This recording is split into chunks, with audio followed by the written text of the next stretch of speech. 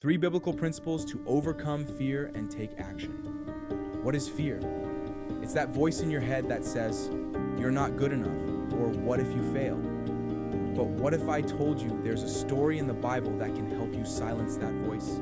Let's talk about Moses and the 3 principles he teaches us about overcoming fear and taking action. Meet Moses. He's a guy with a past, a complicated past. One day, God shows up in a burning bush and tells him, I want you to lead my people out of slavery. But Moses, he's terrified. He starts making excuses. I'm not qualified. I'm not a good speaker. What if they don't listen to me? Sound familiar? Here's the first principle.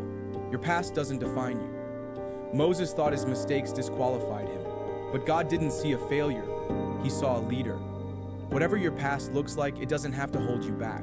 You're not defined by where you've been, but by where you're going. Next, Moses had to face his fears head on. God didn't remove the obstacles. He just said, go. And Moses, he took the first step, even though he was scared. That's the second principle. Take the first step, even when you're afraid. Fear doesn't go away on its own. You have to move through it. What's one small step you can take today? Write that email, make that call, start that project. Action is the antidote to fear. Finally, Moses learned to trust in something bigger than himself. When he stood at the Red Sea, with Pharaoh's army closing in, he didn't rely on his own strength.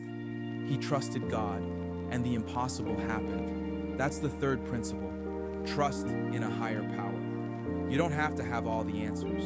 You just have to take the first step and trust that the path will open up. Whether it's God, the universe, or your own inner strength, you've got support. So, what's holding you back? Remember, your past doesn't define you. Take the first step even when you're afraid, and trust in a higher power. You've got everything you need to move forward. What's one fear you're ready to face? Let me know in the comments.